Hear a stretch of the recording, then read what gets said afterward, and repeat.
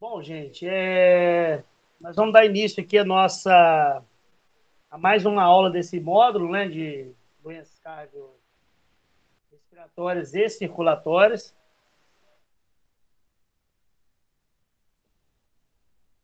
para a turma do segundo módulo do curso técnico de enfermagem do Instituto Federal Fluminense, Campus Guarulhos, né, na disciplina de enfermagem e clínica médica. Então, hoje a gente vai ser uma aula curta, não é uma aula grande. Nós falaríamos de disfunções cardiocirculatórias no que diz respeito a doenças infecciosas do coração, né? Na temática endocardite e febre reumática, sendo que hoje eu vou falar somente de endocardite. E no próximo encontro nosso a gente fala de febre reumática para não ficar uma aula extensa aqui, né? E a gente conseguir falar de forma que vocês não se cansem, né? E a gente consiga o objetivo, que é vocês entenderem o que se passa quando o coração tem um quadro infeccioso, né? Bom, a endocardite, né, a gente pode conceituar a endocardite. Na verdade, a gente tem que entender esse sufixo "it", né, que no âmbito da assistência à saúde, no âmbito da medicina, quer dizer infecção, inflamação, né? Então, todas as vezes que nós temos esse sufixo, indica uma infecção, né, um quadro inflamatório, infeccioso, em algum local, né? Encefalite, né, que é uma infecção no sistema nervoso central, gastrite, né, que é um processo inflamatório ali no estômago, e faringite, né, que é uma inflamação ali na faringe, e daí por diante. Então, a gente entende como endocardite, né, infecciosa, como sendo um processo, né, infeccioso que acomete o endocárdio, né, mais precisamente a parte interna do órgão, do coração, e que, na sua grande maioria das vezes, a infecção envolve, né, acomete mais a superfície das válvulas, né, e, em alguns casos, pode, né, se não for tratada, identificada a tempo, acometer outras regiões ali do endocárdio, tá, do coração. Bom, como o próprio nome está dizendo, se é uma inflamação é porque é uma situação geralmente aguda, né? Então, nesse caso, a endocardite infecciosa aguda, ela tem uma progressão rápida, né? Então, assim como qualquer quadro infeccioso, as bactérias vão se replicando, né? Vão produzindo suas toxinas. Essas toxinas, por sua vez, elas, dependendo de onde elas estejam, elas vão causar danos ali àquela região onde o foco infeccioso se encontra, né? Tem um risco grande, né, dessa doença desencadear uma situação conhecida como sepse. Para quem não sabe, a sepse é a infecção generalizada, tá? Então, sepse é um quadro de infecção. Então, geralmente, quando a gente ouve a palavra sepsemia, é porque a gente tem uma infecção a nível sistêmico, tá? A nível vascular. A infecção ganhou o sistema vascular e se expandiu ali para todo o corpo, né? Além de um risco aumentado, de um risco grande de sepsis, também há um risco grande de acometimento, como eu falei anteriormente, das válvulas, e com isso uma insuficiência valvular.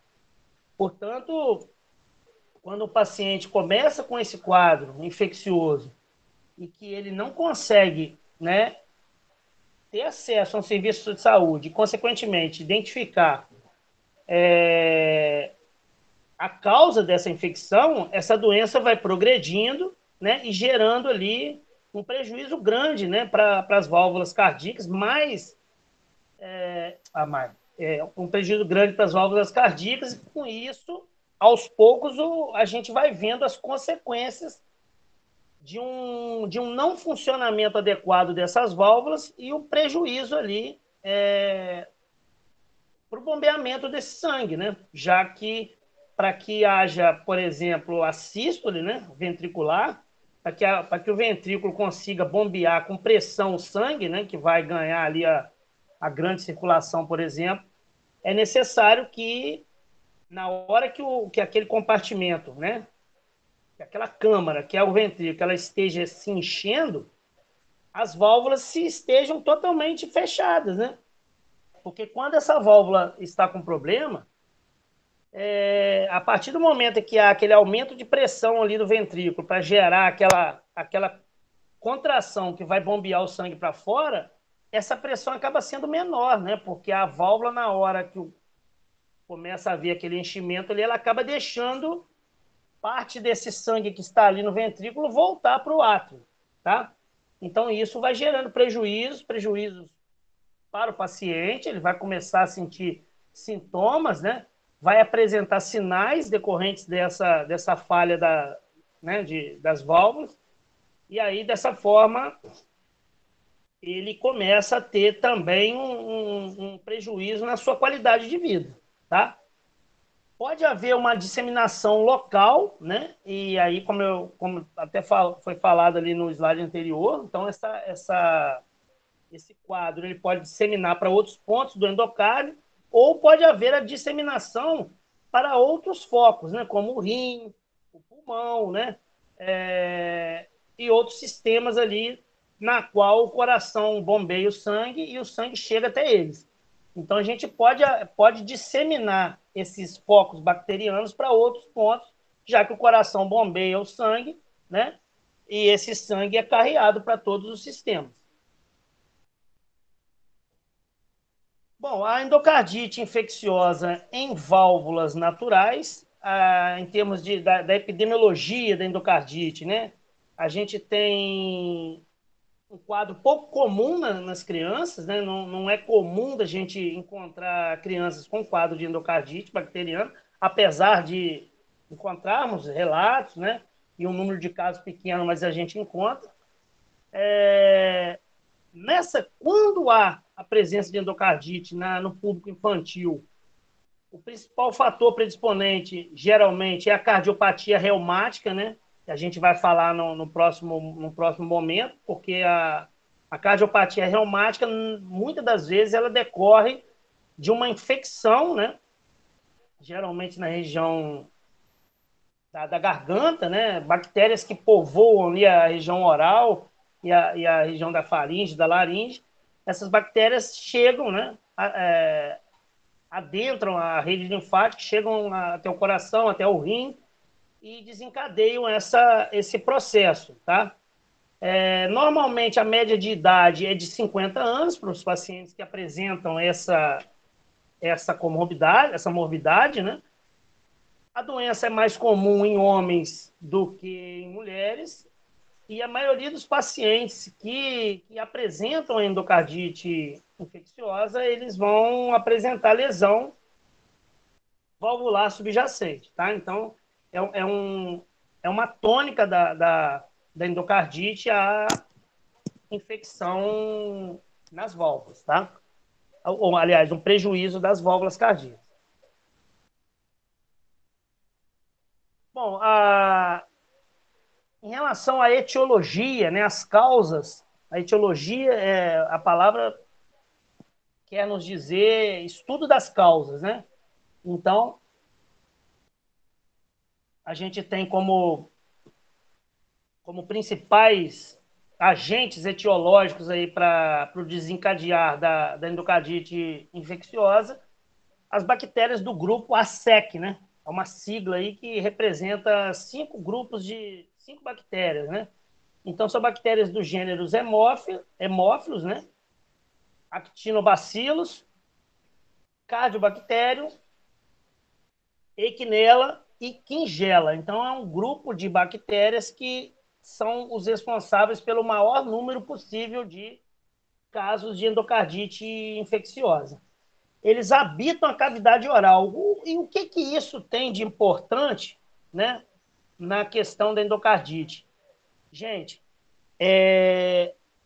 os os grandes hospitais, né, os hospitais de referência aqui no país, nas unidades de terapia intensiva, não tem como hoje a gente não ter um profissional conhecido como dentista, tá? Lá no Ferreira chegou-se a, pelo menos até quando eu estava lá, eu não sei se ainda continua, nós passamos um período lá com a presença de dentistas em cada plantão, né? Por que o dentista? Porque pensa num paciente hospitalizado, grave, né? Entubado. Esse paciente entubado, ele não vai escovar o dente hora nenhuma, né? Então, é um paciente que fica ali deitado, num ambiente totalmente insalubre, apesar da limpeza aparente ali, né, de você chegar, tá tudo limpinho, parede limpa, mas é um local onde habitam as piores bactérias possíveis, né? É um ambiente, por exemplo, numa UTI, que é um ambiente classificado como setor crítico, né? Onde a possibilidade de infecção é grande devido ao número de procedimentos, devido ao grande número de procedimentos invasivos, tá? Então, esses pacientes, eles têm uma propensão a desenvolver problemas oriundos desse crescimento, dessa colonização bacteriana na boca muito grande. Então, por isso que hoje, nessas UTIs, a gente tem a presença dos dentistas que fazem uma limpeza diária específica e qualificada na boca desse paciente, né? Uma limpeza com instrumentos adequados da língua dele, da região da bochecha, né? Dos próprios dentes. Porque quando isso não acontece, e que é, na sua grande maioria, presente na maior parte dos hospitais pelo Brasil afora, a gente tem, às vezes, um paciente que sai dali curado, mas que muitas das vezes acaba desencadeando um quadro de endocardite infecciosa por conta disso aí. Além do mais, nós temos, né, aqui no Brasil uma situação muito crítica no que diz respeito à dentição, né?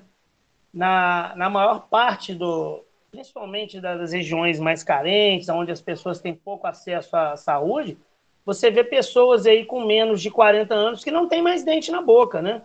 Pessoas que têm uma precariedade na higienização da boca muito grande. Então, essas pessoas acabam sendo candidatos sérios, né, a desenvolverem esse tipo de problema, já que a grande maioria das endocardites tem como pano de fundo, né, tem como agentes etiológicos esse grupo de bactérias que povoam a região oral das pessoas, tá? Então, quando você tem um dente estragado, né, ali se forma um abscesso. Aquele abscesso é uma porta de entrada, é uma comunicação dali da boca com o sistema sanguíneo, né, com o sistema vascular, e aí essas bactérias ganham a circulação, que por sua vez acabam chegando até o endocárdio, tá? Tem em comum a baixa virulência, né, associação com hemoculturas negativas. Então, assim, quando a gente fala baixa virulência, a gente está querendo dizer uma baixa capacidade de, frente a outros agentes etiológicos, de causar casos graves ou a morte do paciente, tá? Quando a gente fala que o micro-organismo é muito virulento, significa dizer que a gente está querendo dizer com isso que ele tem uma capacidade de causar casos graves ou fatais em alguém, tá? E também causa um quadro de endocardite infecciosa subaguda, né? Com grandes vegetações, ou seja, com grandes povoamentos microbianos, né? Bacterianos, em pontos específicos ali do endocárdio ou de outros focos ali que são além do coração.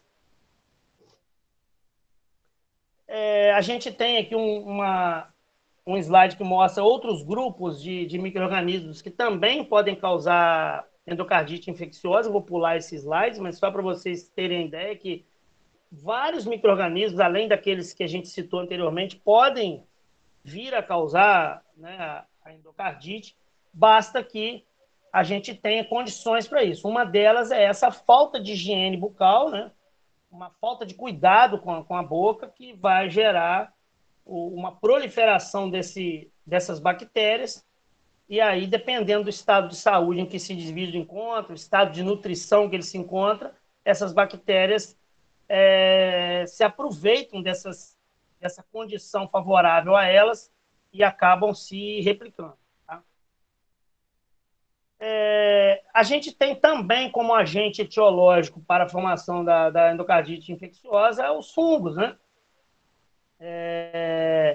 Geralmente, quando há a presença de fungos como agentes etiológicos, a gente tem processos que localmente eles são extensos, né, com possíveis quadros graves e com embolização e má resposta à terapia antifúngica. Embolização, gente, é a formação de aglomerados de células, de coágulos, é como se fosse uma bolinha, tá? Que surge, essa bolinha, esse aglomerado de células, eles ganham a circulação e eles podem vir a obstruir algum vaso, no rim, na cabeça, por exemplo, causando um AVC isquêmico, podem obstruir, por exemplo, uma coronária e causar um infarto agudo do miocárdio, podem causar uma embolia pulmonar, podem causar uma trombose venosa profunda, tá? Então, quando a gente fala em embolização, a gente está falando na formação de êmbolos ou aglomerados de células que vão ganhar a circulação e vão obstruir, muitas das vezes, pequenos vasos, como os capilares, como os vasos maiores do que os capilares, mais pequenos, né, no seu tamanho. Por exemplo, o vírus da Covid, ele tem uma alta capacidade de causar microtromboses. Por isso que um paciente hospitalizado com Covid, se vocês lerem, vocês de repente vão ver na TV ou nos jornais, uma revista, enfim, vocês vão ver que geralmente eles são, além da terapia que está sendo usada ali no tratamento deles, eles também fazem uso de anticoagulantes, que são drogas que não vão permitir ou vão diminuir a capacidade, né, de formação desses microtrombos e, consequentemente, os danos que eles vêm a causar no indivíduo. Existe também um risco maior, né, pacientes com acesso venoso central prolongado. Acesso venoso central é um catéter que geralmente é implantado em pacientes que estão assim, UTIs, pacientes graves, pacientes que necessitam de um grande volume de soro, né, e que fazem uso de antibióticos que são vesicantes. O que são vesicantes? São drogas que são lesivas aos vasos. Então, drogas vesicantes, com S, são drogas que são lesivas à parede do vaso, são irritantes, tá? Então, quando a gente tem pacientes que precisam dessa terapêutica, a gente acessa o sistema vascular dele com catéteres maiores. Esses catéteres, normalmente, eles não podem ser inseridos em veias periféricas, como essas do antebraço e do braço. Então, elas são inseridas ou na femoral, ou aqui na jugular interna, ou na subclávia, que passa aqui abaixo da clavícula, tá? Então, são essas três veias, que são veias calibrosas e maiores, que são colocados os acessos centrais, venosos centrais. Esses catéteres, eles podem ficar até 14 dias no indivíduo. E muitas das vezes, dependendo da gravidade do paciente, do ambiente onde ele esteja, da falta, às vezes, de cuidado dos profissionais em não usar os equipamentos de proteção adequados para o cuidado do paciente, esse paciente adquire infecções a partir do manuseio incorreto, que a gente chama de imperícia, desses dispositivos vasculares. E aí o profissional de enfermagem, que é que muitas vezes lida com isso, acaba passando infecção para esse paciente. Por isso que a gente tem que ter muito cuidado, a gente tem que dominar a técnica. Na hora, né, por exemplo, quando a gente faz aquela disciplina de semiologia, ou para vocês, também conhecido como fundamentos de enfermagem, a gente tem que ter assim, uma atenção e uma prática, um treinamento grande, fazer várias vezes o procedimento para que lá na frente a gente não venha cometer esses erros, porque no paciente esse tipo de erro muitas das vezes pode ser fatal, diferente de você errar numa máquina, né, avô. Agora, no ser humano, muitas das vezes o erro ele tem consequências drásticas, né? Então, voltando aqui, o risco maior de infecção fúngica em pacientes com acesso venoso central prolongado e pessoas imunossuprimidas, ou seja, pessoas que têm o número, a contagem de células de defesa reduzidas, tá? Aí a gente tem como exemplos de agentes fúngicos aqui capazes de causar endocardite, as bactérias, né, ou os fungos do gênero Cândida e do gênero Aspergillus, tá ok? Em relação à fisiopatologia, né, ou seja, o processo fisiológico ali que vai causar o dano àquela célula, aquele tecido ou aquele organismo. A gente tem fenômenos embólicos, né? O embolismo, que a gente acabou de falar anteriormente, que é a deposição desses êmbolos, né?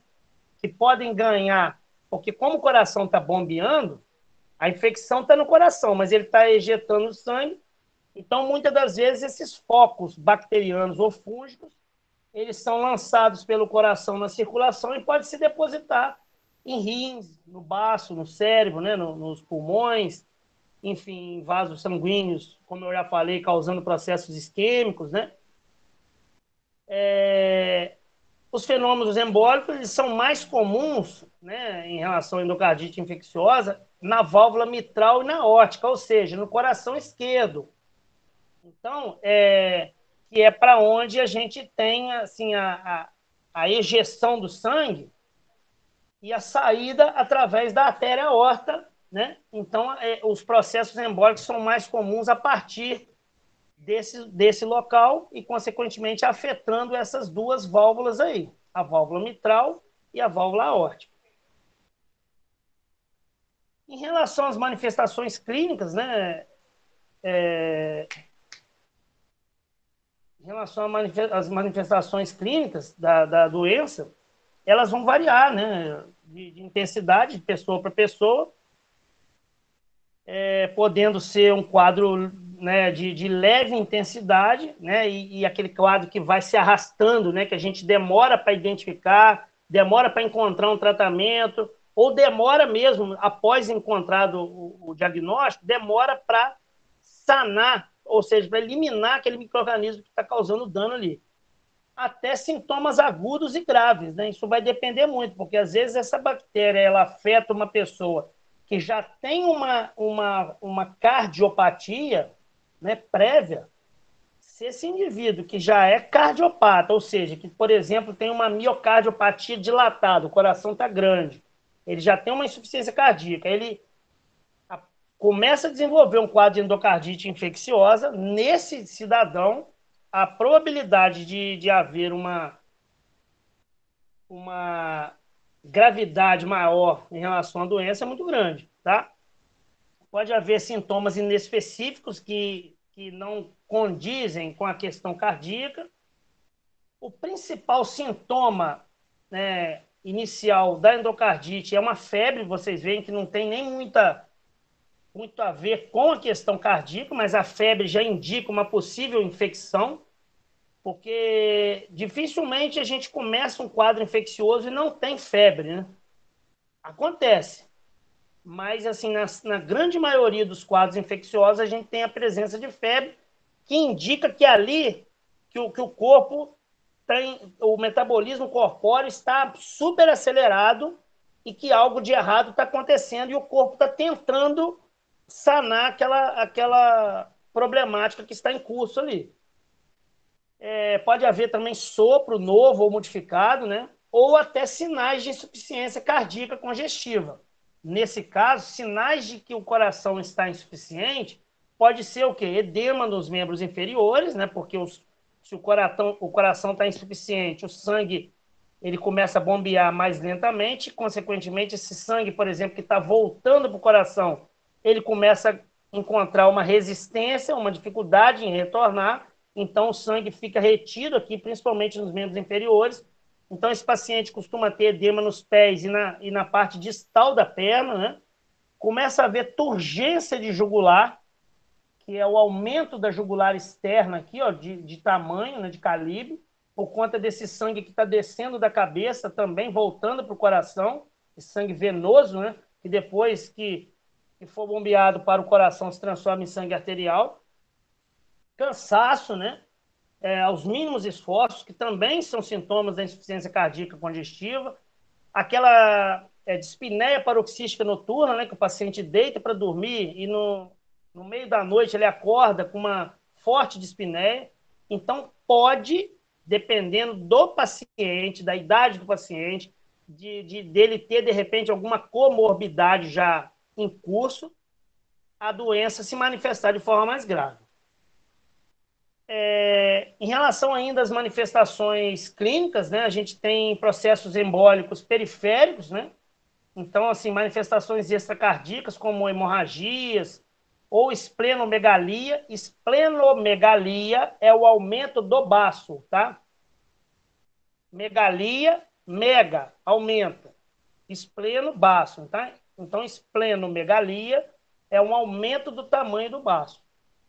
A gente também tem manifestações cutâneas, né, como que podem representar aí vasculites, né, produzidos por depósitos de imunocomplexos circulantes, ou até serem decorrentes mesmo desses processos embólicos, tá? Então, aqui tem um quadro que mostra a porcentagem de identificação de sintomas, tá?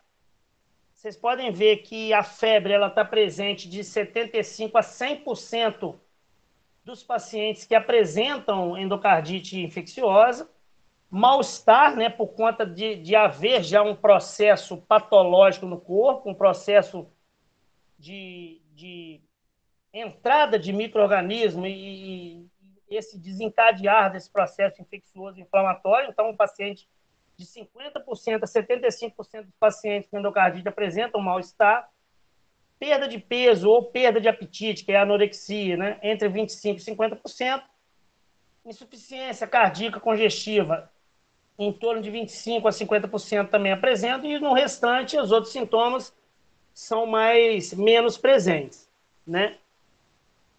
Vou pular isso aqui. Aqui tem umas manifestações clínicas que eu coloquei aqui, que são mais específicas, né? Da endocardite, quando essa endocardite é uma endocardite arrastada, ou seja, o paciente já está com essa doença em curso. Muito provavelmente, quando o paciente apresenta esses sinais, né, é porque ele já tem, esse paciente com certeza já tem lesão valvular, ele já é um paciente candidato à cirurgia de troca de válvula, tá? E aí, gente, quando o paciente tem um dano na válvula e ele consegue acessar um serviço de saúde, consequentemente, eles identificam esse problema e conseguem marcar a cirurgia, esse paciente volta a ter uma vida normal, tá? Ele vai trocar a válvula, né? E o coração dele fica novo novamente. Só fazendo uma observação aqui, eu não sei se vocês sabem, né? Mas existe a diferença de sinais e sintomas, né? Eu acredito que vocês saibam isso. Mas eu vou só dar uma reforçada. Os sinais é tudo aquilo que a gente vê, tá? Tudo aquilo que a gente vê no paciente é sinal. Uma alteração na cor da pele, um nódulo, uma ferida, um quadro de vômito, por exemplo. Eu estou vendo, né? Eu estou enxergando que ele está vomitando, eu estou enxergando que ele está dispneico, né? Por conta do esforço respiratório. Então, eu consigo ver como sinal, por exemplo, a tiragem intercostal, que é aquele esforço exacerbado do paciente e aquele movimento das costelas ali, né? Batimento de asa de nariz, tudo isso é sinal. Sintoma é tudo aquilo que eu não consigo ver. Se uma pessoa estiver quieta e não tiver ali com o olho fechado e não estiver fazendo feição, né, de dor, eu não consigo saber que ele está com dor, a não ser que ele fale para mim. Da mesma forma que se ele estiver quieto ali sem falar nada, eu, por exemplo, não consigo saber se ele está com enjoo, se ele está tonto. Então, tudo isso são sintomas, que é tudo aquilo que o paciente nos relata, tá? Então, relatou para a gente é sintoma. A gente enxergou, é sinal. Então, vamos lá. A gente tem ali como características esses nódulos de Osler, né?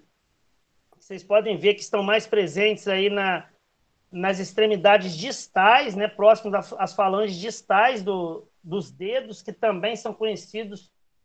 Os dedos, gente, quando a gente vai referir a dedo da mão, o termo técnico é quirodáctilo, tá? Com QUI, quirodáctilo. Sendo que o primeiro é esse, o segundo é esse, que é o indicador, o terceiro é o dedo médio, o quarto é o anelar e o quinto é o mínimo, tá?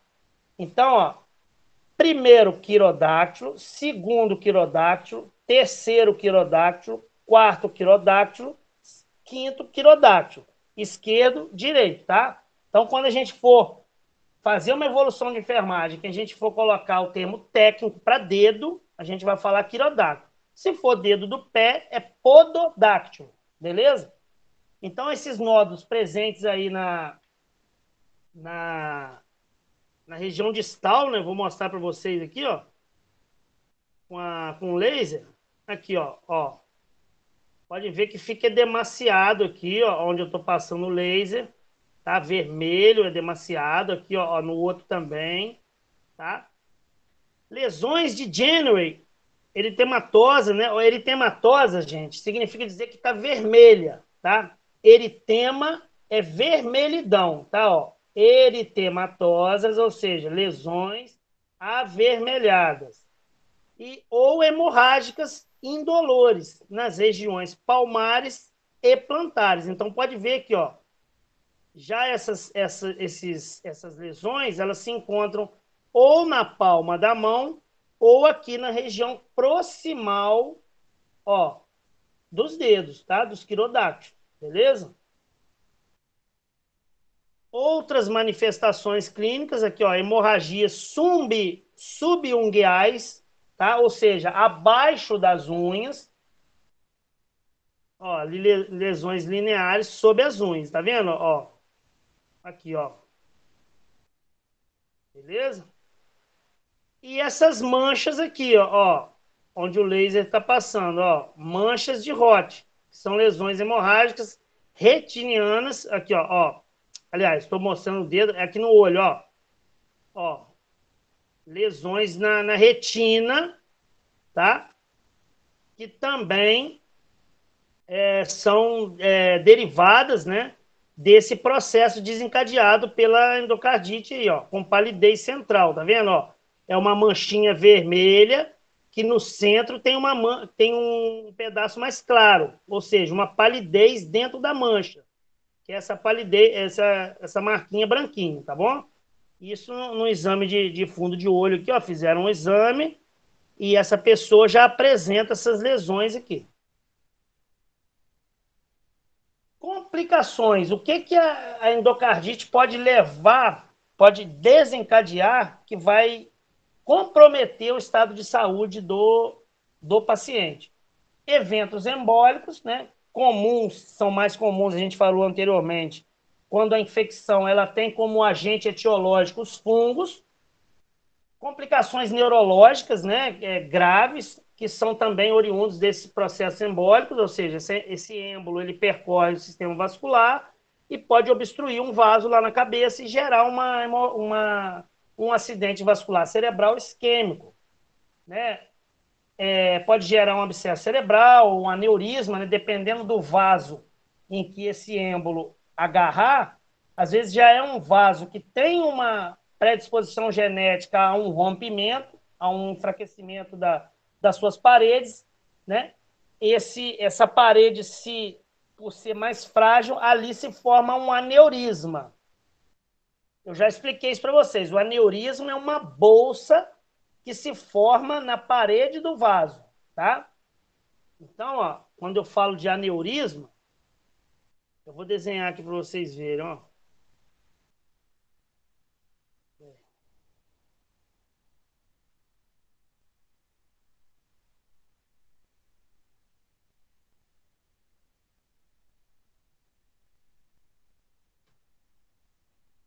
Ó, então aqui é o vaso, né? O sangue está fluindo aqui. Aí a parede do vaso, ela devido a uma má formação congênita, acaba se formando na parede uma bolsa. E aí é uma bomba relógio, porque a qualquer momento essa bolsa pode se romper. Tem cura? Tem. Se a pessoa está sempre fazendo exames periódicos, ela faz um exame vascular, assim, para diagnosticar como é que anda os seus vasos, e ela descobre um aneurisma desse, ela vai fazer uma cirurgia eles vão inserir uma estrutura metálica, se eu não me engano, eu não sei qual metal que é, e vão preencher isso aqui, ó, tá?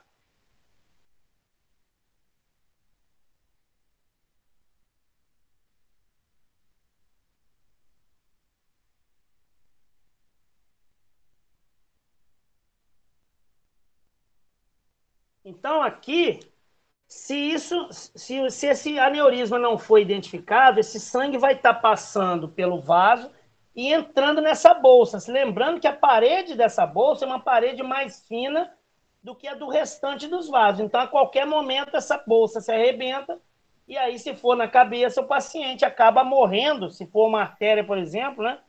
Ele acaba tendo um aneurisma cerebral e muitas das vezes isso é fatal. Assim como, por exemplo, um paciente que tenha um aneurisma aqui na aorta, por exemplo, um aneurisma de aorta abdominal também é um quadro praticamente fatal, né? Porque você tem um rompimento numa artéria daquele calibre ali, aquele sangue vai vazar ali e aí o paciente rapidamente evolui para um choque hipovolêmico e acaba morrendo. Então, nesse caso aqui, a cirurgia, eles vão preencher esse espaço aqui, tá? Com uma estrutura que aí, ela preenchida, é como se fosse uma molinha que eles vão botar aqui dentro. O sangue não entra mais aqui, vai passar direto. Mas isso aqui vai ficar aqui, só que vai ficar parado ali, beleza? Então, essas complicações neurológicas graves, né? Elas podem estar associadas a doenças estafilocócicas, né? Ou seja, causadas pelas bactérias né? Ou estafilococos de alguma etiologia aí. Como manifestação, pode haver uma inflamação das meninges, né? Meningismo, aumento da pressão dentro da cabeça, né? Aumento da pressão intracraniana, alteração do nível de consciência, que é a alteração do sensório, e sinais neurológicos focais, né? Dependendo da área do cérebro que for, o indivíduo pode ficar sem falar, pode ficar sem enxergar, pode ter uma paralisia periférica, ou seja, em um hemisfério só, né? E aí de repente desencadear uma paralisia facial e etc. Também a gente pode ter como complicação o quadro de glomerulonefrite, que é uma inflamação lá nos glomérulos renais, né? E aí gerar esse quadro de inflamação lá no rim. Insuficiência, com isso, acaba gerando uma insuficiência renal aguda, né? O rim, de forma abrupta, deixa de funcionar adequadamente, deixa de filtrar o sangue da maneira que deve ser filtrada e metabolizar da maneira que tem que metabolizar. Pode ser também, se a doença progredir, gerar um quadro de bacteremia ou de fungemia persistente, né? E aí, por isso que é interessante, a gente vai ver no diagnóstico, às vezes a gente tem que fazer, né, a hemocultura, que é um exame do sangue para a gente identificar quais micro-organismos estão presentes ali no sangue daquele indivíduo. Então, aqui, ó, os critérios de diagnóstico maiores, né? As hemoculturas estando positiva, né? E aí, nessa cultura do sangue, a gente vai identificar o micro-organismo causador da endocardite infecciosa, né? Vai, de repente, identificar pela contagem bacteriana, né? De repente, até pela contagem lá fazendo o hemograma, a contagem de leucócitos, né? Se estiverem muito altos, significa, de repente, que essa infecção já está ali há um tempo e aí a contagem alta de células de defesa indica que você tem uma inflamação já assim num estágio, uma infecção num estágio mais avançado e que o organismo está se trabalhando para tentar vencer aquilo ali. E aí, outra forma de identificar, além da cultura sanguínea, é também, né, a gente perceber evidências, né, de envolvimento do endocárdio, né, que é a presença de sopro, né, o ecocardiograma, por exemplo, vai identificar ali um mau funcionamento também, né, das válvulas, presença de vegetações de micro-organismos ali, presença de abscesso, né, que é uma coleção localizada de pus ali também no coração, uma decência de válvula, né? Ou seja, um mau funcionamento, né? Um mau posicionamento das válvulas também. Então, tudo esse exame sanguíneo, né? Essa cultura de sangue, associado a essa busca direcionada a esses sintomas cardíacos,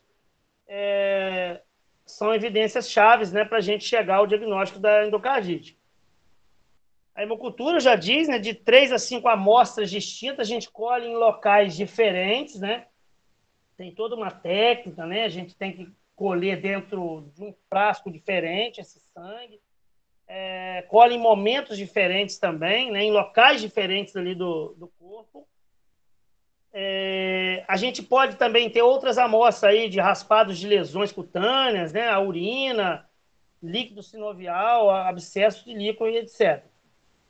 A ecocardiografia é um exame bem interessante, que o ecocardiograma, gente, é como se fosse, entre aspas, uma espécie de um ultrassom do coração, né? Onde o profissional vai identificar ali um mau funcionamento, provavelmente, do coração, a força de ejeção ventricular, por exemplo, né? Um não funcionamento adequado das válvulas e etc., como a gente já falou anteriormente.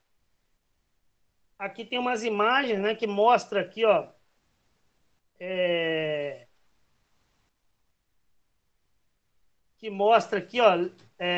válvulas danificadas, né? Aqui também, ó, a válvula cheia de. Aqui tem presença de vegetação aqui bacteriana, ó. Tá vendo? Olha como é que tá essa válvula aqui estragada, né? Aqui também, ó, como é que, olha a grossura que essa válvula está, ó. Ela tinha que estar assim, ó. No entanto, olha aqui como é que ela está.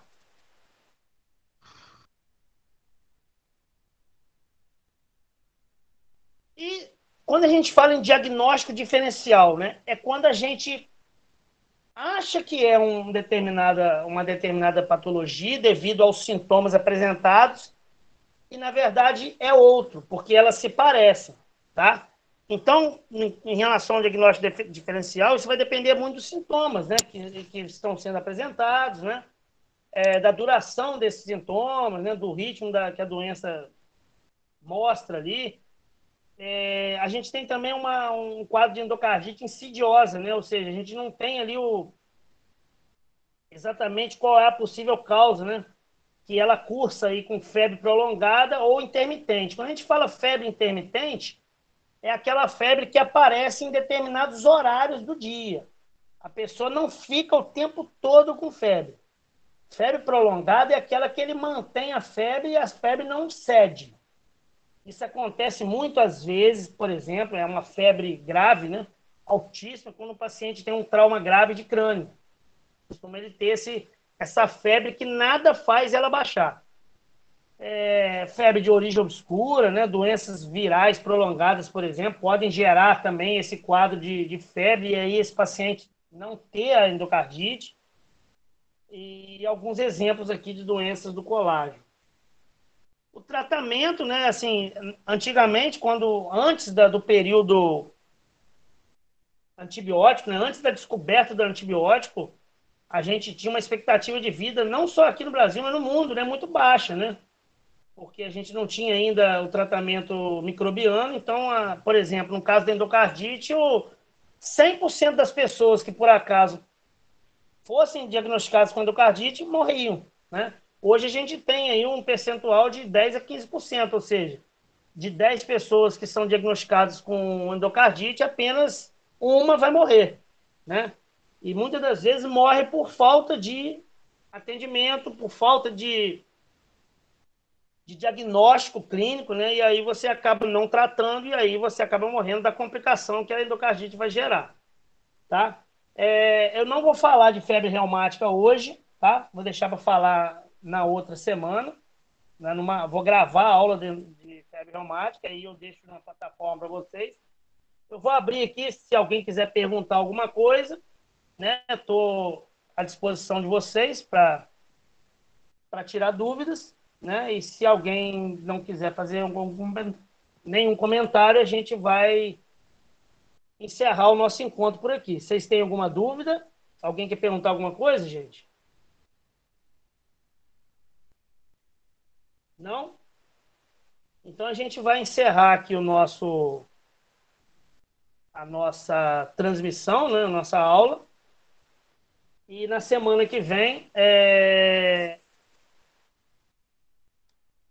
a gente se encontra na terça para poder tirar as dúvidas, né? E fazer a